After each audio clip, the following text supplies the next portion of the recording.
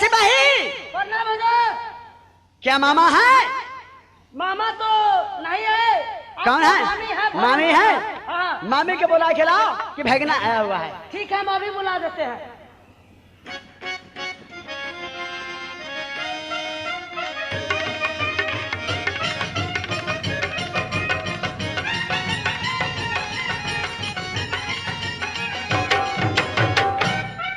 प्रणाम महारानी साहब।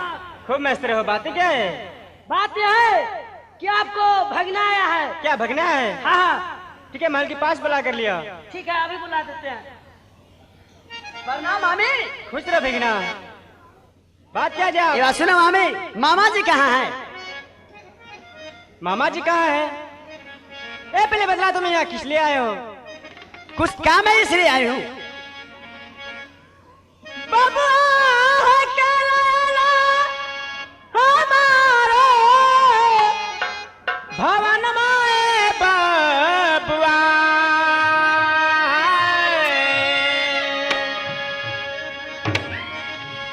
बबुआ हो सही हाल हमारा बताबहु हो ना। मैं सही बात बताऊंगा मामी। बता भैया। मैं बताऊंगा सही हाल।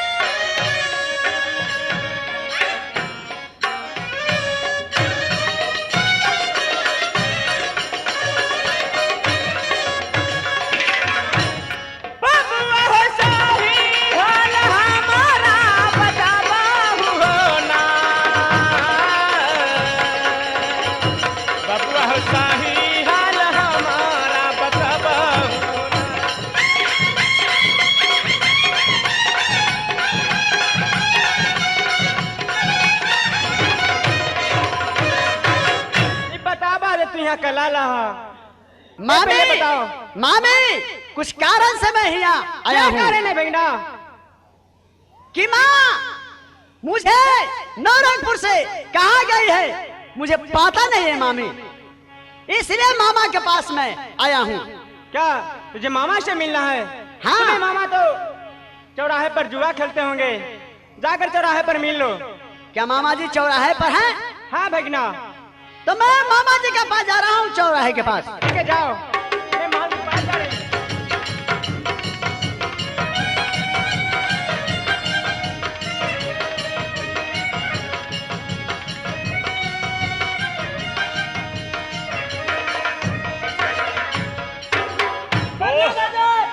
दोस्त हाँ दोस्त। जुआ जुआ खेल।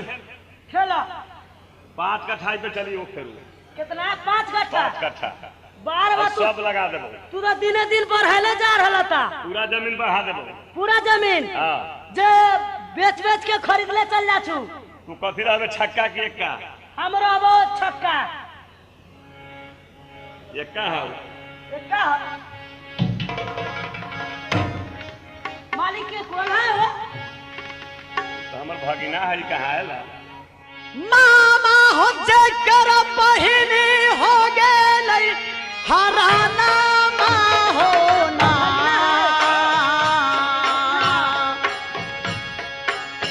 मामा हो से हो खेलै चा जुआवा तो सवा हो ना। हम तो जुआ बराबर खेलते हैं भगना।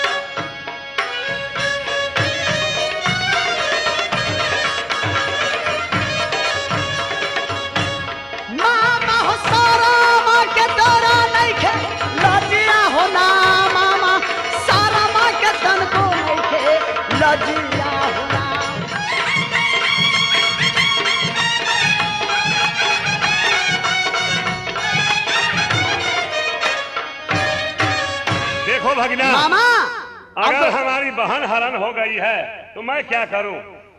आपको शर्म नाम का चीज नहीं है मामा जी। हम वहां तक लड़ने के लिए गए थे, उससे पार नहीं पाए, भाग कर चले आए, जुआ खेल रहे हैं। नहीं मामा जी, साथ है चलिए हमको। नहीं, कौन सा राज्य में है? हम दोबारा नहीं जाएंगे। जान बचा तो बहुत का बहुत है, उपाय है, बहुत है उपाय। 5 कट्ठा बेच कर फिर खेल लेते। फिर खेल लेब जुआ। हाँ। जान बचा तो बकरियों चरा के खाए। बबुआ रे नहीं दे बबुआ धर्म पूरा नागरी यार ना। क्या धर्मपुर है?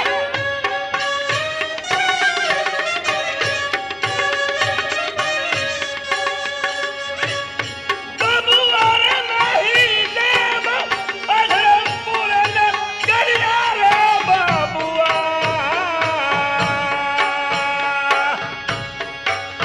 बबुआ रे नहीं दे बबुआ धर्म पूरा नागरी यार ना।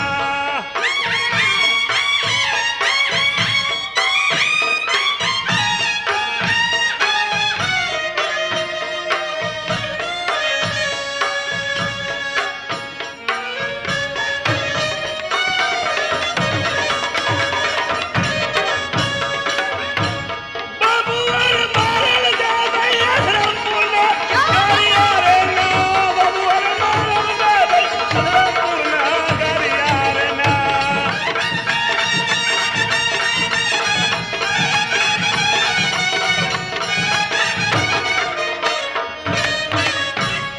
क्या ऐसा वीर है मामा अधर्म सिंह?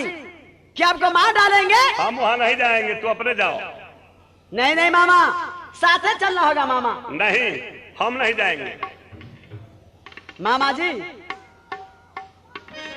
मामा हो सारी ता पहिर के तू बैठा हो ना।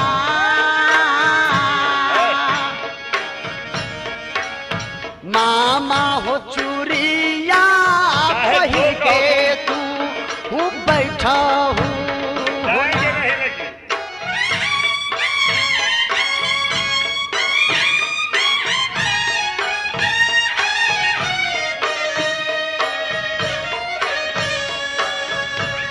हाँ मामा,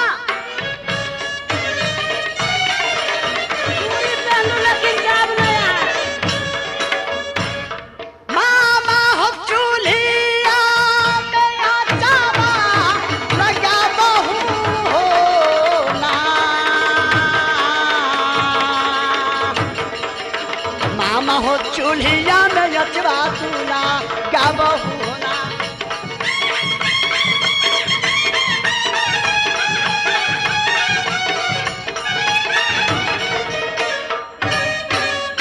मालिक हो मालिक, बकरी के मुंह में डूब के मर और जा। क्या होगा? चूड़ी पहन हम अपने, चूड़ी पहनेंगे वो बढ़िया। चुरा के चूड़ी पहन। जिनका तो रहेंगे बेहुदा, और वहां तो जाएंगे तो मर जाएंगे, और फिर 5 कट्ठा बेच के जुआ खेलेंगे। मामा जी, या साड़ी पहन लीजिए चाहे जो कहो, लेकिन या हम बीरपुर राज में बैठ के लेकिन रहिए। हम- चूड़ी पहन लीजिए, बीरपुर राज में आराम से रोटी वो बेलिए हमारे और लिए खाइए। ठीक है, लेकिन हम जुआ यहाँ से वहाँ अधरमपुर नहीं जाएंगे। ऐसा दे बेकार रखवे मामा जी, इससे अच्छा है कि डूब के मर जाइए गंगा में। वो ठीक है। जुआ खेल रहेगी, इतने मोट दे रख ले थे मालिक। हाँ, हाँ, छात्री ये काम है मामा जी खतरे कहाँ है? 5 कट्ठा कि बेच के राज जुआ में लड़ जाना, कदम छोड़ के पीछे नहीं भागना। नहीं, तुम अपने जाओ अकेले वहाँ। सर काट लो, सर नहीं झुकाओ। अरे माँ तुमको है कि हमको है? माँ हरण हुआ तुमको, हमको उसे क्या बिगड़ गया? आपको शर्म नहीं है नहीं। कि मेरा बहन है? मालिक जाते हैं लड़ाई में तो हम लाठी लेके घर में ढुक जाते हैं। तब हम जाते हैं, भाग आते हैं। मामा जी चलिए हमको राज बता दीजिए, अब चलाइए। नहीं, हम नहीं जाएंगे वहाँ, तो पूछते पूछते चले जाओ। अच्छा बैठिए मामा, कि मैं अकेला ही जाऊंगा? अकेले जाना ही होगा। सिपाही कौन सा राज है? तुम इसको जाओ, राज दिखाओ, अधरमपुर राज में इसको दिखाओ। हाँ, हाँ। जाओ, प्रणाम दो। खुश रहो। चलो चलिए।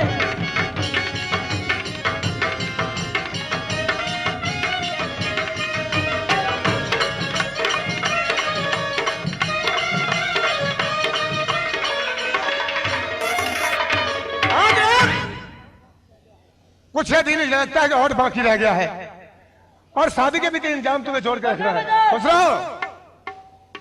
शादी के भी तो इंजाम तुम्हें जोड़ना है। जी हजूर। सदा बारात तो सही से बाहर नहीं है नहीं? सादा बारात चल रहा है महाराज।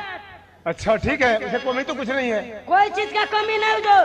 कपड़ा लत्ता अन्न चावल जितना है सब पूरा फ्री है महाराज। तो वो शादी में क्या क्या जुटाना होगा? शादी में जुटाना होगा महाराज। क्या जुटाना होगा? पहला नंबर मूछ का रसरी।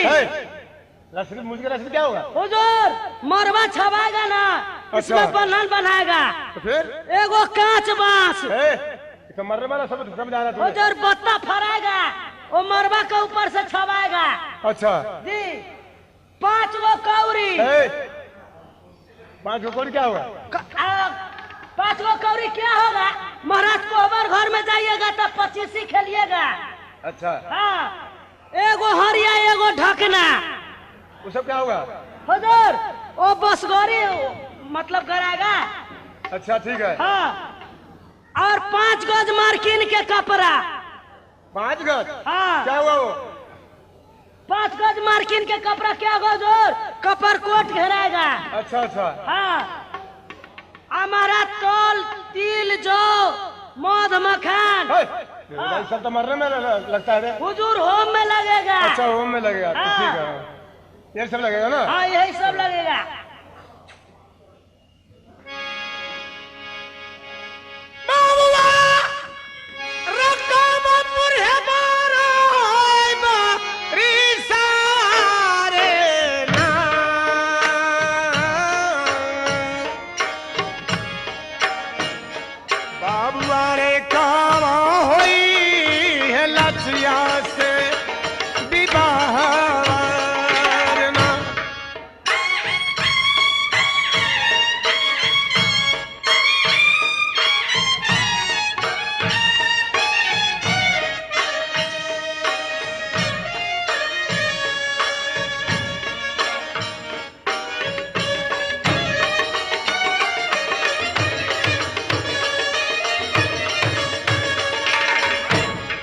बाबुआर रातिया में नींद हमारा लया भैया ना।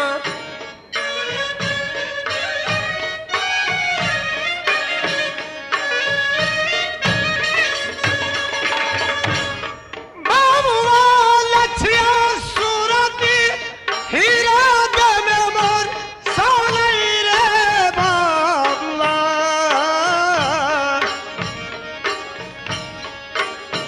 बाबुआर लछिया काला कई हम राय पागल रे बबुआ।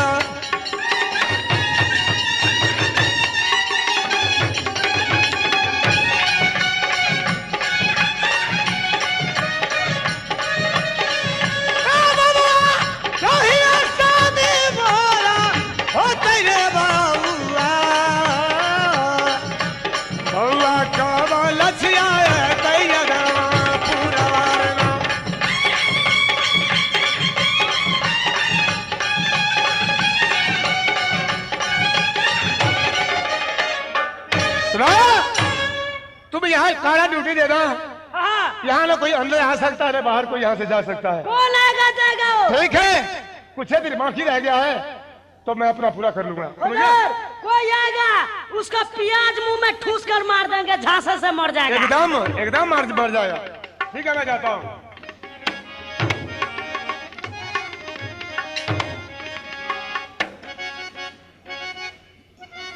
महारानी साहब खुशी रहा। सामान वगैरह ले आए? हाँ कहाँ पर है? यही सब है। यही सब है।